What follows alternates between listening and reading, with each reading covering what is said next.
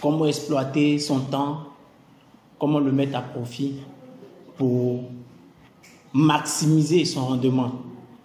Comment utiliser cette période-là pour pouvoir se rapprocher de Dieu et comment, dans cette période, prier stratégiquement. Telle est la contribution du temps de la moisson d'orge pour votre vie et pour répondre à ce besoin du confinement. De quoi allons-nous parler aujourd'hui? Aujourd'hui, nous allons continuer notre étude sur comment vaincre les 3 gardes.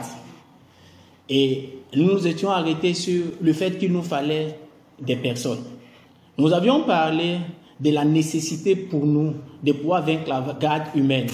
Et cette garde humaine, elle devait être étudiée sur 2 formes. De manière interne, nous pouvons être les propres obstacles à notre développement de demain. C'est pourquoi il était question pour nous de savoir prier. Prier pour que Dieu change notre personnalité, notre tempérament, afin que nous soyons la meilleure version de nous pour la prochaine saison. Car nous croyons effectivement qu'il y aura une meilleure saison. Après cette pandémie, Zacharie dit, après cela viendra la gloire. Nous devons prier aussi afin que ce que nous avions été hier, qui criait contre nous, puisse trouver un assentiment.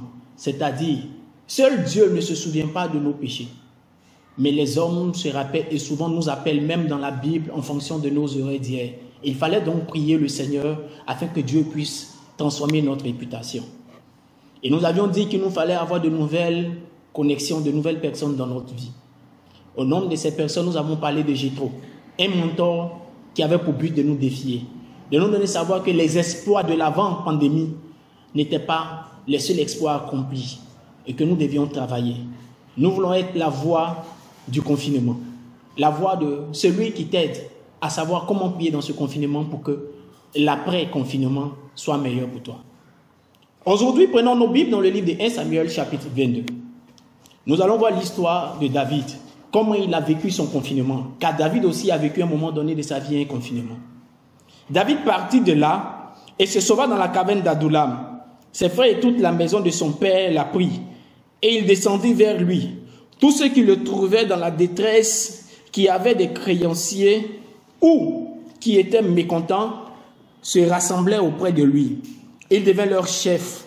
Ainsi se joignirent à lui environ 400 hommes. De là, verset 3, de là David s'en alla à Mitzbé, pour le pays de Moab.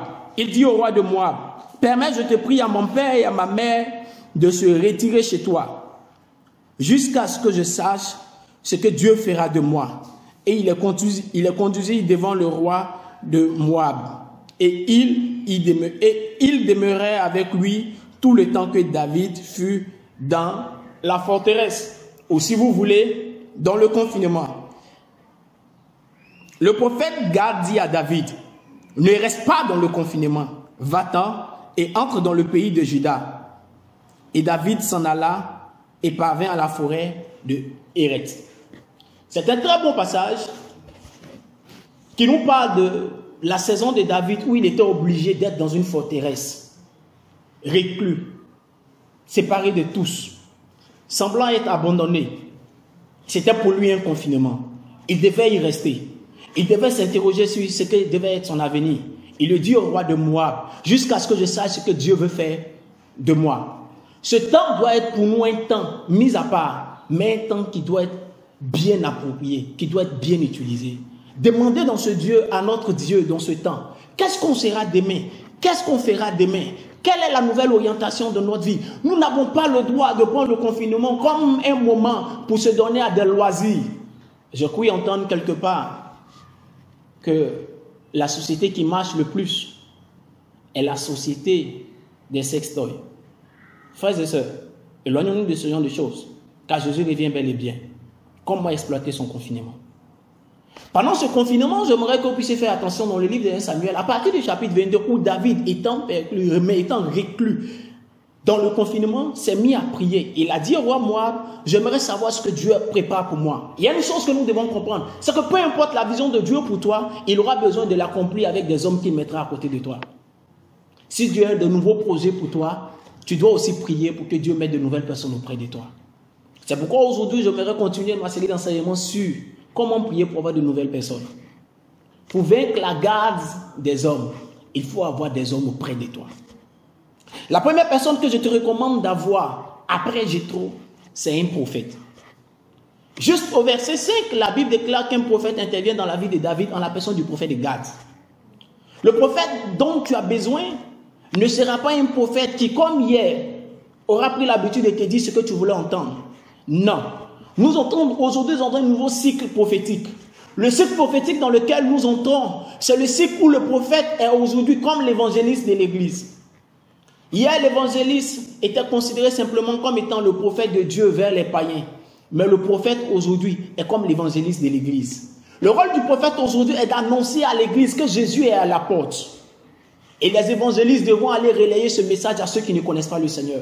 Tu dois avoir un prophète dans ta vie pour te rappeler que ce que tu dois chercher plus que toute chose dans ces temps-ci et dans les temps après la pandémie, c'est prépare-toi à la rencontre de ton Dieu. Un prophète qui sera en mesure de te dire ne touche pas à ça et ne fais pas ceci, ou reviens dans les voies du Seigneur.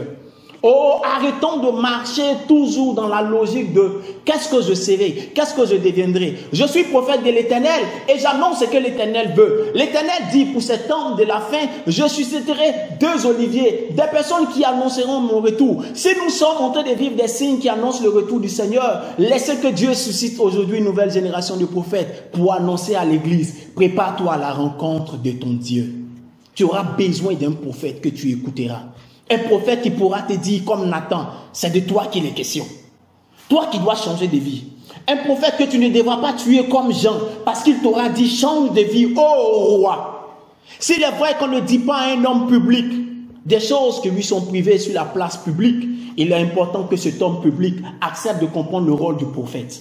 Car Dieu donnera la sagesse à des prophètes qu'il introduira dans la royauté au milieu des hommes d'affaires. Pour leur dire, Dieu te rend prospère pour que l'évangile avance. Dieu te rend puissant pour que l'évangile avance, mais pas pour que tu puisses martyriser, détruire les autres. Car peu importe la richesse que tu auras acquise, retiens ceci, Matthieu chapitre 6, verset 33. Cherchez premièrement le royaume et la justice de Dieu, et toutes choses vous seront données par-dessus toutes choses. Tu as besoin d'un prophète pour ces temps-ci, qui aura le front suffisamment dur pour te dire, malgré tes richesses, que l'Éternel est à la porte, range ta vie. Plusieurs personnes étaient milliardaires il y a en décembre, et aujourd'hui ont perdu leurs milliards, parce que la bourse a chuté, leurs valeurs, leurs obligations sont tombées, leurs actions ont été perdues, ils ont perdu leurs richesses, parce qu'ils comptaient sur les richesses. Mais la main de l'Éternel m'envoie te dire dans ce temps de confinement que tu as besoin d'un prophète de cette nouvelle génération qui pourra te donner de comprendre et qui aura la lecture comme les fils d'Issachar de la saison dans laquelle nous sommes. Les temps ne sont pas bons.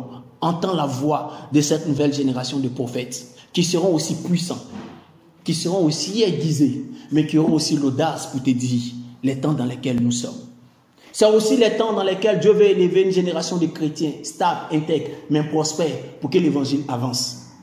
Et Dieu suscite des prophètes aujourd'hui dans les entreprises pour accompagner des entreprises comme étant des moteurs pour accomplir de grandes choses pour le retour du Seigneur Jésus. À côté des prophètes, du prophète dont tu auras besoin d'un homme qui t'aidera à porter ta vision. Bien-aimés frères et sœurs, là encore David a vécu un deuxième confinement. La Bible déclare que son fils s'est levé et son fils a pris sa place. Il était dans la détresse et il fuyait. Et pendant qu'il fuyait, la Bible déclare que Dieu a suscité pour David un homme du nom de Barzélaï. Plusieurs entreprises dans le domaine du privé sont en train de traverser des situations difficiles. Plusieurs entreprises dans le domaine du privé ont mis leur personnel en chômage technique parce que nous ne pouvons pas être rentables aujourd'hui dans cette saison de confinement. C'est le temps pour toi, si tu es entrepreneur, de prier. C'est le temps pour toi, si tu es un homme à qui Dieu a promis d'être un homme d'affaires, de prier. C'est le temps pour toi pour prier, pour que Dieu suscite pour toi des personnes qui sauront t'accompagner. Barzélaï dit, ô roi, je suis un vieil homme riche. Je suis prêt, je viens t'aider. Avec derrière moi 8 personnes qui mettront à ta disposition tout ce dont tu as besoin. Mais ce n'est même pas parce que tu dois nous héberger par la suite. Je suis déjà vieux, je n'ai pas besoin d'aller à Jérusalem. Je suis juste suscité par Dieu pour toi. Dieu peut susciter des hommes de poids pour toi. Ton entreprise a pris certainement un coup. ton entreprise bat de l'air. Tu ne sais pas qu'est-ce que ça sera après la pandémie. Est-ce que tu pourras te relever? Est-ce que les banques pourront te financer à la même hauteur? Est-ce que tu as besoin que Dieu prépare pour toi un Barzillai?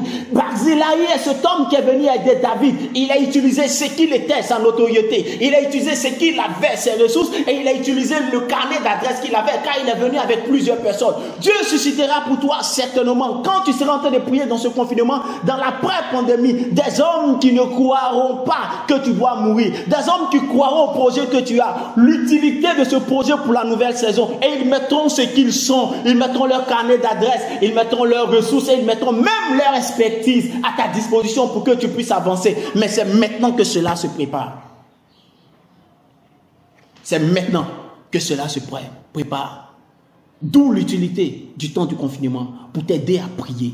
Prie avec moi et dis: Seigneur, donne-moi des oiseaux de proie. Donne-moi de nouvelles connexions. Mets sur ma route des Barzillai, des personnes qui croiront en mon projet pour que dans cette nouvelle saison, je puisse travailler, je puisse faire les choses de manière meilleure, je puisse me relancer. Ne me laisse pas ainsi. Je peux voir des Barzillai que l'Éternel envoie sur ta route pour toi qui m'entends. Je peux voir des hommes particuliers venir te donner de nouvelles idées, te donner les dispositions, te donner tout ce dont tu as besoin pour te relancer. Quelqu'un dit amen à cette parole et Dieu prépare des Barzillai sur sa voie. Après des Barzillai, tu auras besoin d'une catégorie de personnes énorme du nom de Itaï. Pendant que David était dans un temps de désastre, parce que son fils ayant pris la royauté à sa place et qu'il fuyait, un homme est apparu à David, un soldat à qui David n'avait vraiment pas eu l'habitude de faire attention, avec qui David peut-être ne parlait pas toujours, mais il s'est présenté comme un homme particulier pour David. Il s'appelle Itaï. Tu as besoin que Dieu te donne plus tard des serviteurs comme étant Itaï, parce que tu seras en train de reprendre. Ça sera un nouveau commencement. Tu as besoin des hommes comme Itaï qui donneront leur cœur pour porter ta vision, pour porter ce nouveau projet. Laisse-moi te dire que Itaï est un homme particulier. Itaï s'appelle l'ami fidèle. Écoutez-moi très bien. Itaï a dit à David, David lui dit: retourne et reste auprès du roi, car je ne sais pas ce que l'Éternel fera de moi encore dans cette nouvelle saison. Tu n'as pas le droit de me suivre. Tu n'es pas israélite. Reste là, tu as eu un bon poste. Itaï dit à David: j'irai avec toi, soit pour mourir, soit pour vivre. Tu auras besoin après cette saison de personnes, des amis véritables qui auront décidé de t'accompagner dans des bonnes choses parce qu'elles croiront en toi. Ces personnes-là, elles décideront de pouvoir t'aider à reprendre toutes choses. C'est pourquoi tu dois prier pour avoir ce genre de serviteurs. Des serviteurs qui marchent dans la loyauté. Des serviteurs qui sont prêts à mourir pour ta cause, pour te relancer. Ne reste pas à ce stade. Prie.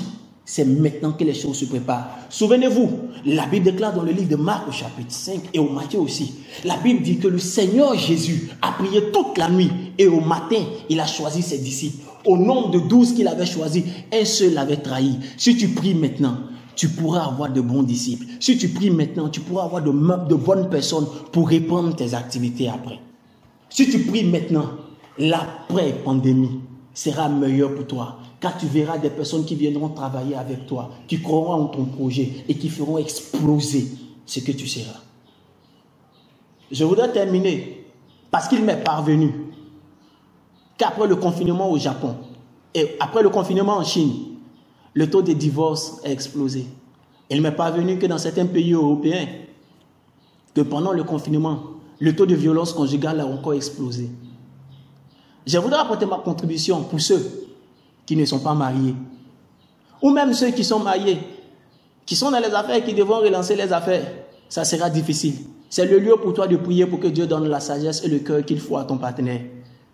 Qu'elle devienne une femme comme Abigail,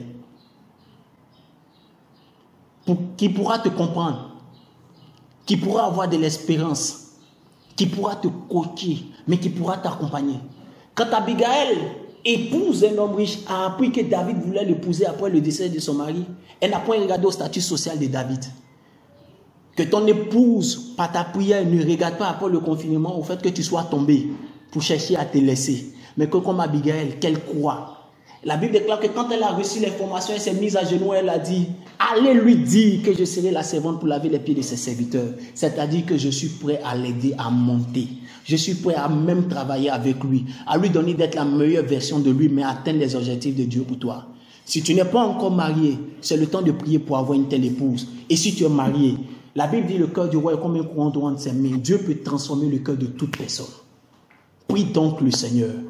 Si ton foyer bat de l'aile à cause de ces situations, si tu crains qu'après cette situation, ton épouse te laisse parce qu'il n'y aura pas suffisamment d'argent, parce que ton partenaire te laisse, parce que les activités ne seront pas ceci ou cela, si tu pries, je crois, Dieu pourra toucher son cœur.